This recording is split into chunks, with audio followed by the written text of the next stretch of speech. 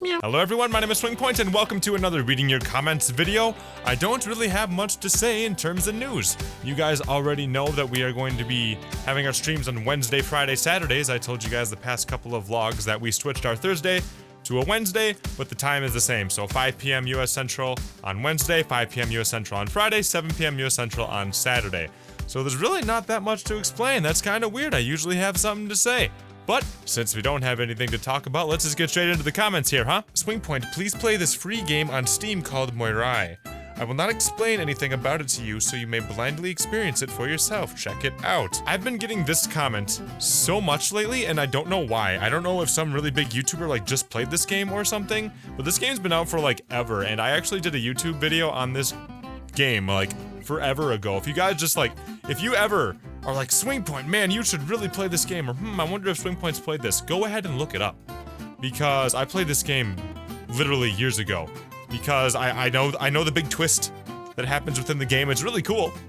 But I seriously played it so long ago, and so many people are recommending it like out of nowhere, so I'm guessing somebody just who's huge just got done playing it, but I literally played it a long time ago. So again, if you guys are ever really wanting me to play a game, and you're like, oh man, SwingPoynt should play this. Or if you're curious if I played a game, just type in SwingPoynt and then the name of the game, and I should pop right up. I make it so that I should pop right up when I do my information on my videos. So go ahead and try that, and like I've still very often people are like, SwingPoynt, have you played Undertale?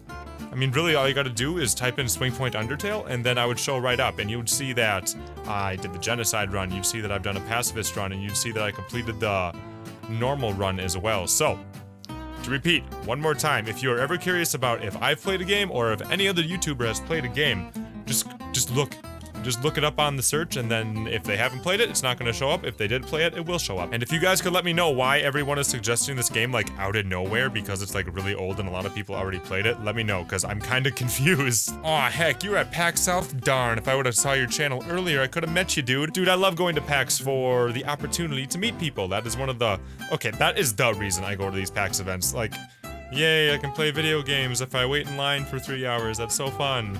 What's really fun is being able to travel to a new city and being able to meet these people that I have met on the internet, be it people who have found this channel or other people's channels that I have found. That is by far the coolest part about these PAX events. PAX Prime is coming up here in September, like the very first couple of days of September. I'm planning on going to that unless something goes awry, but I would say my favorites one, and I really don't do favorites. My favorite PAX, I would say, is probably PAX South, because I really like the weather. You get like warm weather in the middle of January, which is not very easy to find when you're in Wisconsin. And then I really liked a lot of the food there too in the restaurants, and being able to walk around in San Antonio was a lot of fun as well. I would say the one I liked the least, like easily in terms of the location, is PAX East. Ugh. I hate Boston. Like, I think Boston's really cool, but I hate getting around in Boston, I should say. Because it's expensive to go ahead and Uber or taxi around everywhere, and then if you try to get a hotel that's near the convention center, you don't have to drive to the convention center, you have to pay up the wazoo. PAX South is by far the cheapest, it's definitely the smallest, but you can make up for it by having San Antonio there, which is absolutely incredible. And again, there's so many amazing restaurants, there's a bunch of touristy stuff too, which is kind of fun to get into. And then you just get to meet a bunch of people too. And then in terms of PAX West, which is now, or PAX Prime, which is now PAX West, I like that one a lot because that was like my first experience. That's definitely the biggest one. It's like 4 days instead of 3. And Seattle is, you can walk around in Seattle and you can still get to places.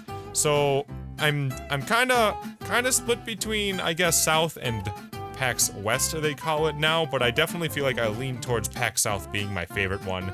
And then PAX East, honestly, I don't even know if I'm going to go to PAX East anymore because it's expensive, and it's a pain to get anywhere, and I just didn't really like it that much.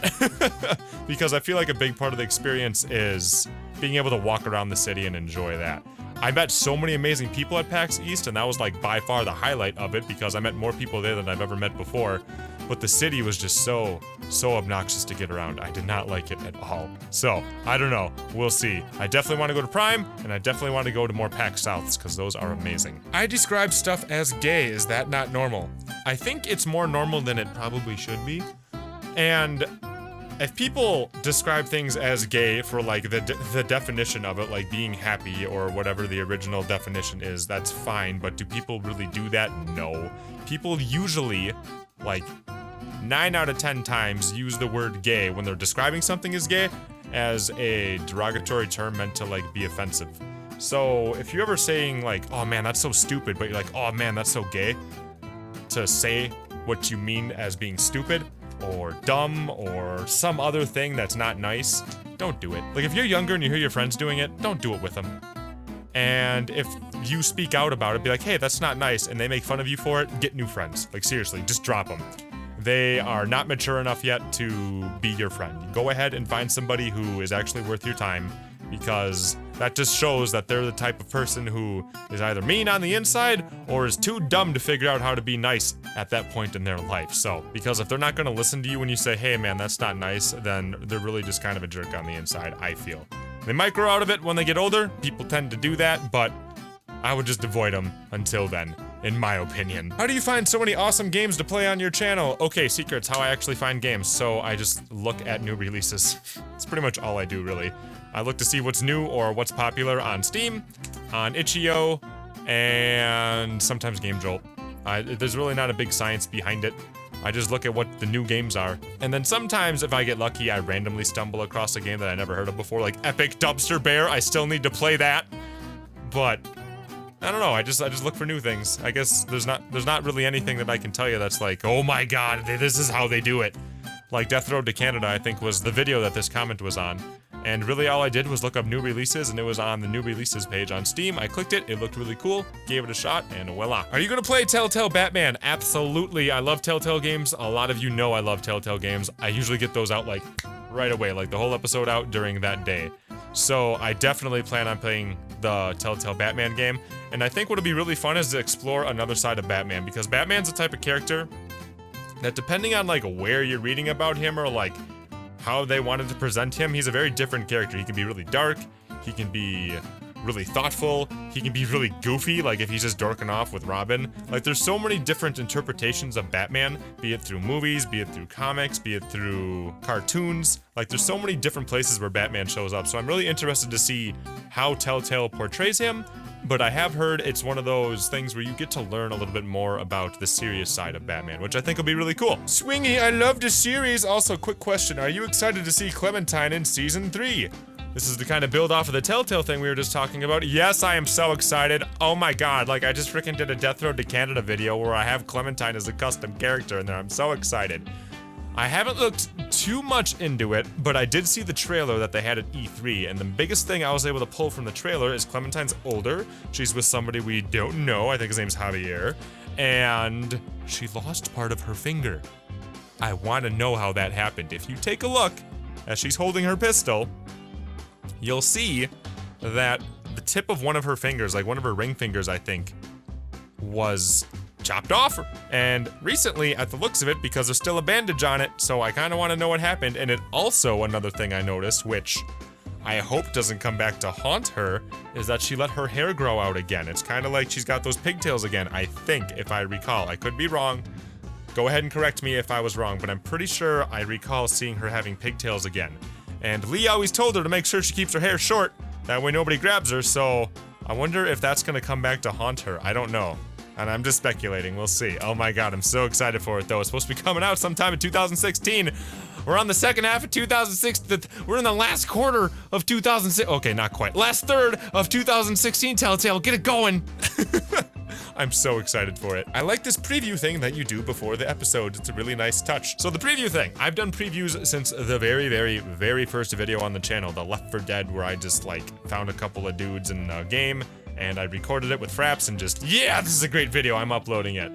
I've always done the preview thing, and I've actually gotten mixed feelings sent towards me regarding the preview thing, so I don't include it all the time anymore. Sometimes I do, sometimes I don't. It really depends more so on the game nowadays, because if it's anything that has any sort of story, I need to make sure the preview isn't something that's going to make somebody think it's a spoiler. Because people get really upset. Okay, and you know, another point on spoilers, I want to talk about that, is there are, very often you'll see something where it's like, oh my god, SwingPoynt, that was such a spoiler. But like, the only way you know it's a spoiler, or like the only way these people knew it was a spoiler, is because they already knew about that part of the game or the show or something like that. Like Game of Thrones, I could be like, man, Arya makes some really gross cakes, and people who've seen the show, oh my god, that's a spoiler, SwingPoynt. Anybody else who's never seen the show, let alone hasn't even started it, is not gonna remember what I just said. 2, they're gonna have absolutely no idea what I'm talking about.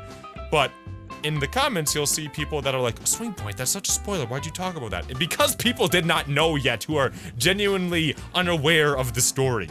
I hope that makes sense, because I am very aware of spoilers, and I try to make sure I don't put spoilers in the previews, in the titles, and the thumbnails. What I have done in the past, which has gotten me in trouble with a couple of you guys, is I put something in the thumbnail and in the title to make it seem like something is going to happen, like, oh my god, you can't die yet, and then I'll put like a character's face in there, and then within like minutes of the video coming out, a bunch of people like post these really upset comments. Oh my god, I hate it when YouTubers do this shit and they spoil the story for me.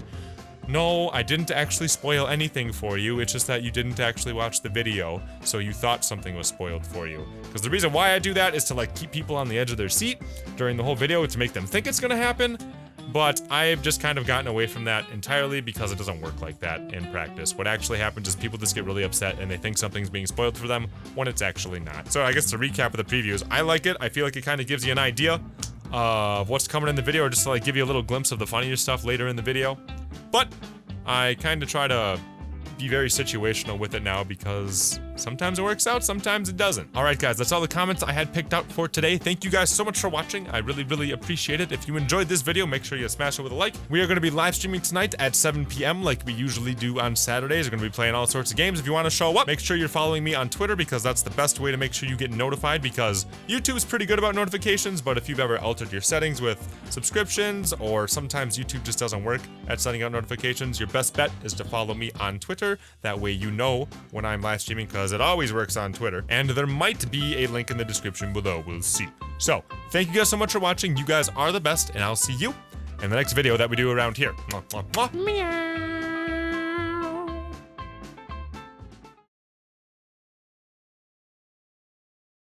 So you guys wanted me to keep using this DSLR camera, so I brought it back. I hope you guys liked it.